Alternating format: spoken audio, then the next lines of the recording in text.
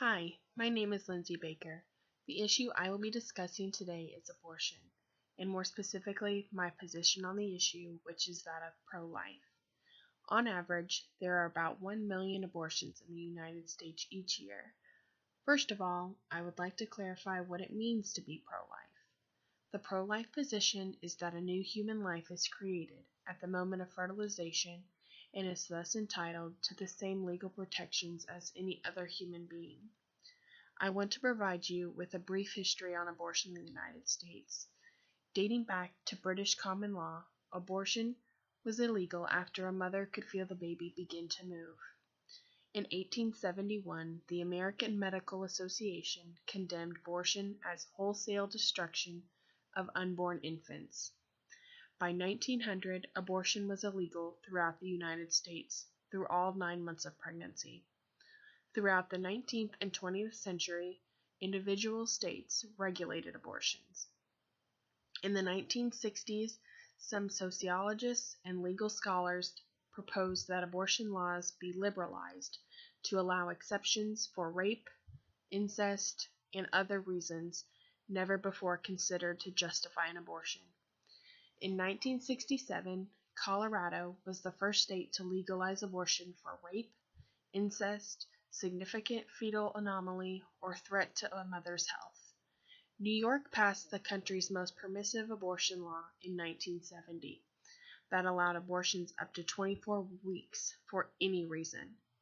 When the Roe v.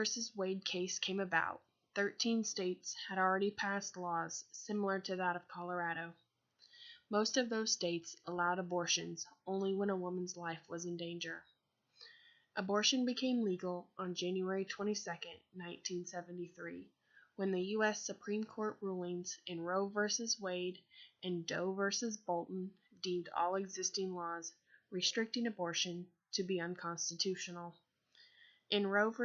Wade, the Supreme Court decided that the 14th Amendment of the United States Constitution entitled a right to privacy that included the right for a woman to procure an abortion up until the point at which the fetus becomes viable. On the other hand, in Doe v. Bolton, the Georgia law that required the approval of multiple physicians under limited circumstances for an abortion to take place was challenged. This ruling overturned limits on obtaining abortions, such as restrictions on what point during a pregnancy an abortion can be obtained, whether one can cross state lines to obtain an abortion, and whether a doctor has to approve of the abortion. Also, in this case, the court ruled that abortion for the health of the mother could not be restricted, while also adopting a broad definition of what may related to health, which include physical, emotional, psychological, family, and age. This ruling made abortion legal through all 9 months of pregnancy for any reason. Due to this issue still being prevalent in the 21st century, the Roe v. Wade ruling can be overturned at any time. That does not mean the end of legal abortion in the United States, however. It simply means that each state would be allowed to determine their own legal status of abortion. Many states have laws enacted that would go into effect if Roe v. Wade were overturned. Since the Roe v. Wade and Doe v. Bolton rulings in 1973, many states have attempted to impose restrictions on abortion, but Planned Parenthood and the American Civil Liberties Union have prevented them from going into effect. Despite these challenges, many states have enacted measures to restrict abortions. These measures include a parental notification, parental consent, waiting periods, informed consent, partial birth abortion bans, and late-term abortion bans.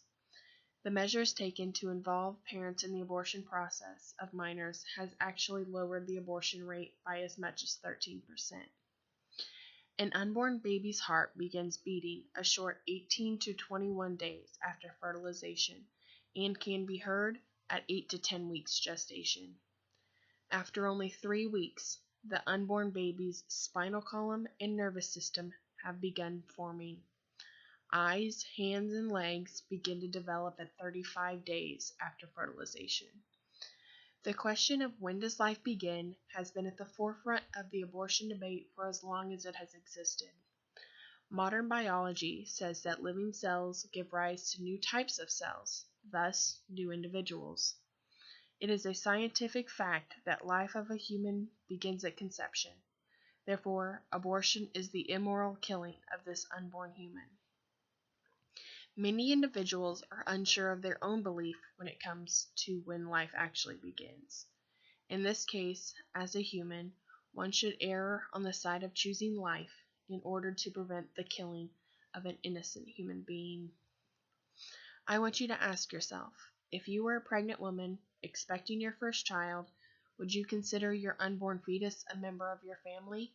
If so, how would you feel if your unborn baby's life was ended abruptly before they even had the chance to take their first breath on earth? 54% of abortions occur during 7 to 12 weeks of gestation.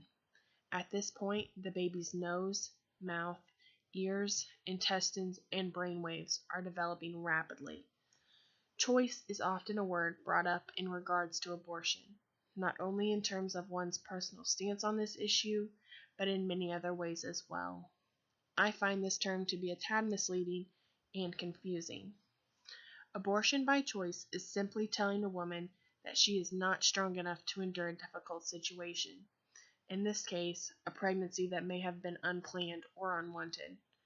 In the pro-life movement, a woman's choice is a sense of empowering them to choose life for themselves and their unborn child. A simple reminder to any woman who chooses to have an abortion or is currently considering it, abortion puts women at risk for many health issues in the future.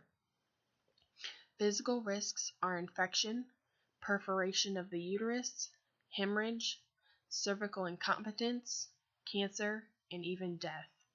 Psychological risks are depression, nervous disorders, sleep disturbances, sexual dysfunction, alcohol, and drug abuse, eating disorders, child neglect or abuse, divorce or chronic relationship problems, and suicide.